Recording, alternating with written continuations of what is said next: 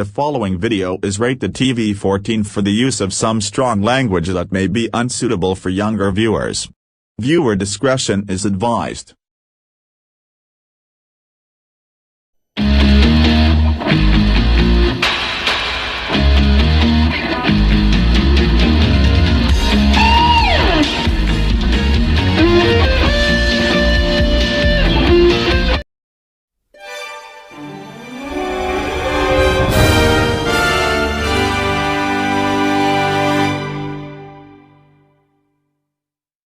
Hello guys. Wanna know what it is? It's the first commentary of 2022. Yeah! 2021 was really a fun ride, since the series started.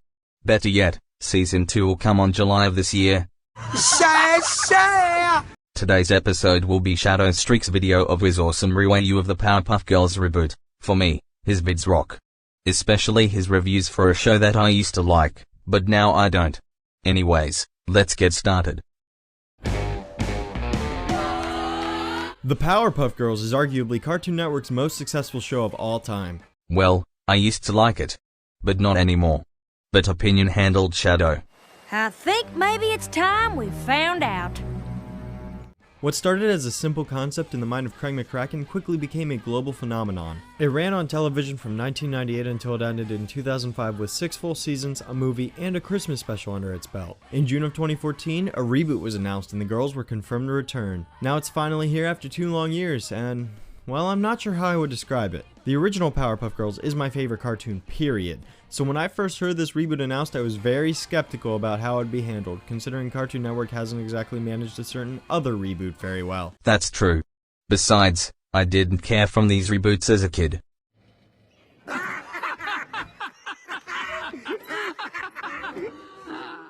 I rarely watched these reboots back on 2015 to 2017, and that was until 2018, when my life was on a downward spiral. Personally, I believe this show is getting way more hate than it deserves. The original deserves to be hated as well. It's aging worse than I thought. But I also agree that it can't compare to the original. Ironically, even though the voices were my biggest concern before the show aired, I can now say that it's actually the least of my worries. I was crushed when I found out the original voices for the girls were not returning. Fuck it. This voice change also affected the Brazilian and the Mexican dubs. Unless you ignore Italy, since the original actress reprised their roles. That's confusing, but good to know. Despite this new casting, I still wanted to give these girls a shot. Amanda Layton's fine enough as Blossom, but has yet to impress me. And Natalie Palamide's voice just seems way too deep for Buttercup. Believe it or not though, I actually really like Kristen Lee as Bubbles. Sure, she's no Tara Strong, but she manages to convey the emotions of her character well. The rest of the cast are back at the very least, but that actually kind of pisses me off in a sense because it makes the show feel half complete. It doesn't seem fair that everyone besides the main characters get to return. Tom Kane sounds great as him. That's because half of the voice cast of the original reprised their roles. Yes, but for some reason his professor voice just seems a bit off to me. Tom Kenny's back as the narrator and mayor, but he too seems a bit out of practice. Roger L. Jackson still voices Mojo Jojo perfectly, and Jennifer Hale returns as Sedusa and Miss Keen. But not as Princess. Porra, pelo amor de Deus, eu não consigo. Why, you may ask? Because apparently the staff thinks it's okay to kick out a professional voice actress like her just so that a writer on the show could have a part. What?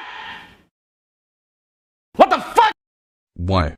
Now the reboot is becoming the Ashton Kutcher era of 2.5 Men? but we still have Kaz's tainted wardrobe. Now on to the writing. Easily the worst part of this entire reboot.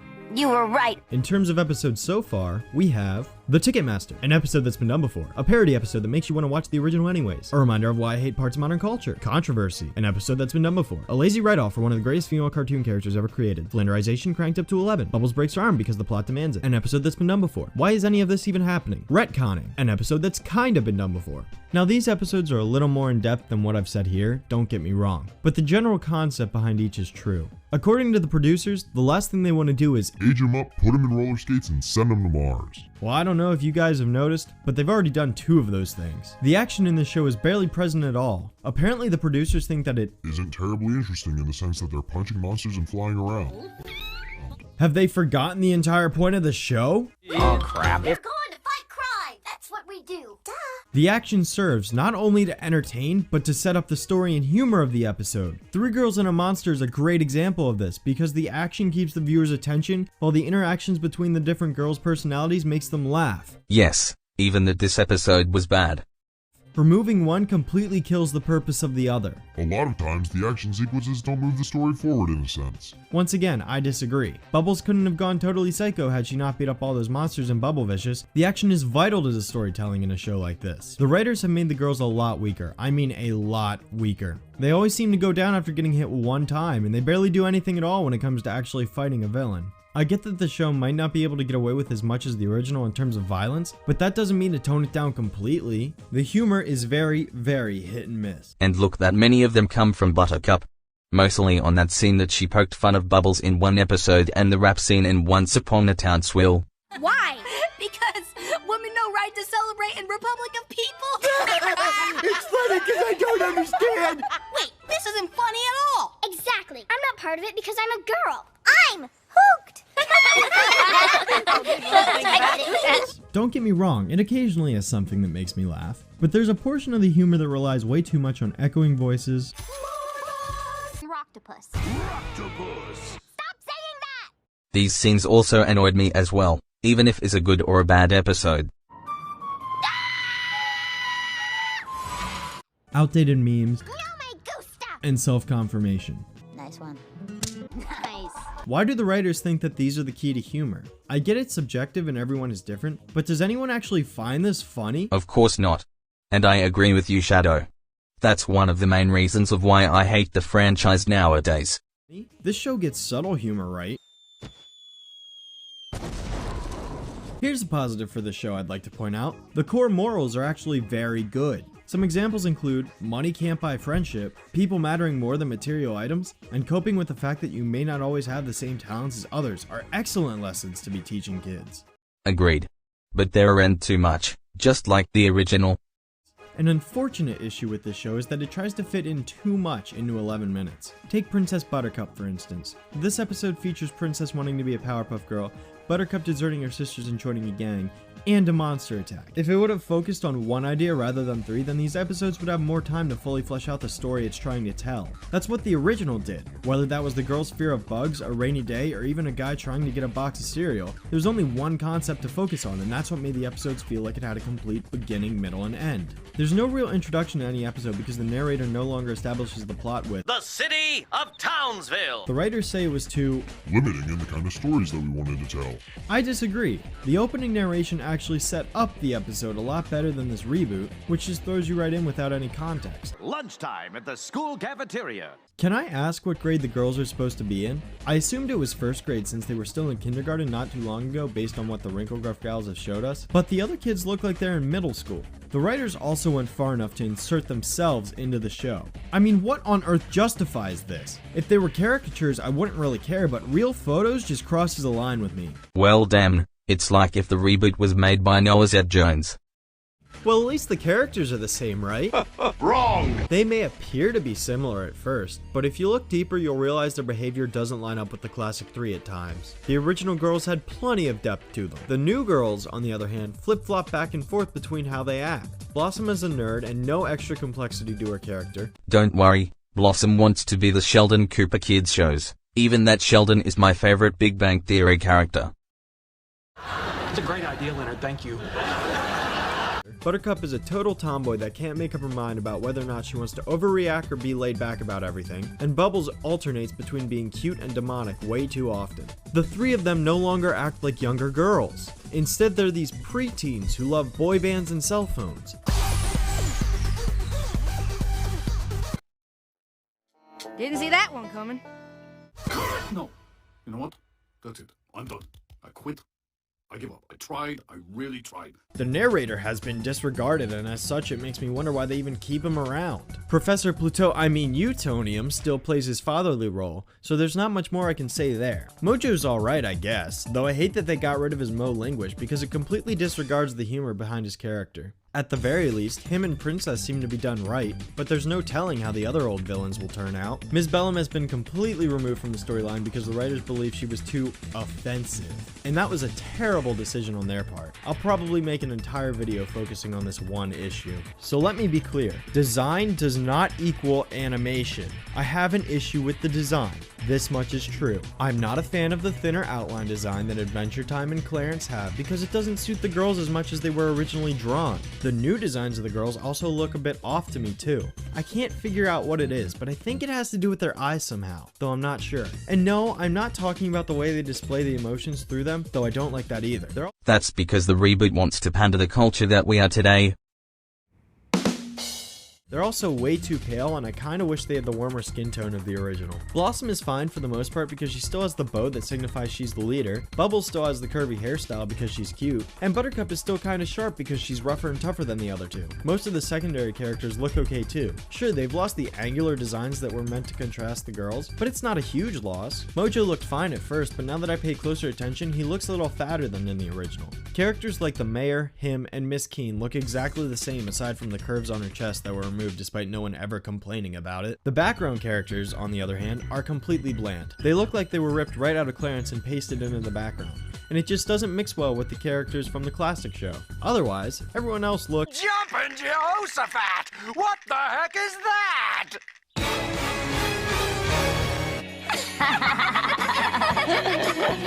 Yeah, the professor's round chain just irks the hell out of me. It's such a minor nitpick, I know, but I just don't like looking at it. On the contrary, the animation is actually pretty good despite what a lot of people have been saying. Yes, I know there are a lot of errors that people have pointed out, but you really have to try and look for them. I only ever noticed the leash disappear, the voice mismatch, and a few spelling errors. Other than that, all of the things that I've seen people point out have only occurred for 1 or 2 specific frames. This stuff happens in shows like My Little Pony all the time, and everyone praises that show's animation. Things like this deserve to be criticized, but I don't think that it's worth hating the show over minor, almost unnoticeable mistakes. I definitely do not like the fact that the girls are seen from the side because they were never meant to be drawn that way. Their hair also does this weird cutoff thing. I don't get the point of that.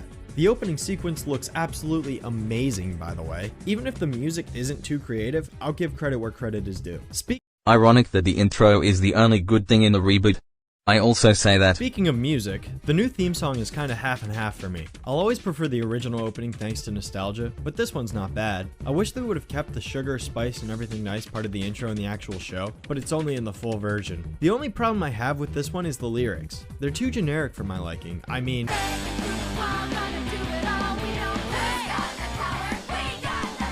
could apply to just about anything. The ending theme is a different story though.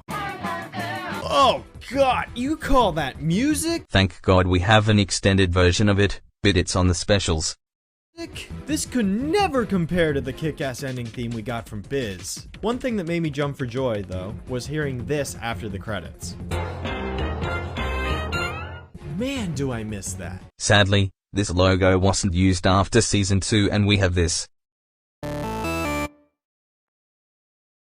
As for the show's background music, it's completely forgettable. All of the original villains' themes are nowhere to be seen, and now they've either been replaced with generic tracks that don't suit the character as much, or they just don't get anything at all. All in all, the only glaring problems I have with the show are the designs of certain things, the background music, the lack of action, and the writing especially. There are probably still people out there that are reluctant to watch this show because it left a bad first impression for them. And the best advice I can give is to wait. Wait until at least 20 of the 40 episodes are out, then start again at 21. This show could get better as more episodes premiere, but I don't think it will ever match the original. If you do like this reboot, then good for you. You clearly see something in it that a lot of other people do not. As a hardcore fan of the original, I'm going to continue to watch this reboot because I can tolerate it. I don't absolutely love it, but I don't absolutely hate it either. Despite the significant amount of backlash that other people have been giving it, I truly believe it has its moments. I understand that a lot of people hate this reboot, and that's fine because the show is missing a lot of things that the original had. I just hope the Samurai Jack reboot is good. Perhaps Shadow Streak's iconic videos. This is to show how the reboot have lots and lots of issues. And a lot. Well, you may ask if this is an anti-Powerpuff Girls video? Well, it isn't, and I'm giving the franchise one more chance. Facepalm it if you want, but this doesn't mean that I return to hate MLP again.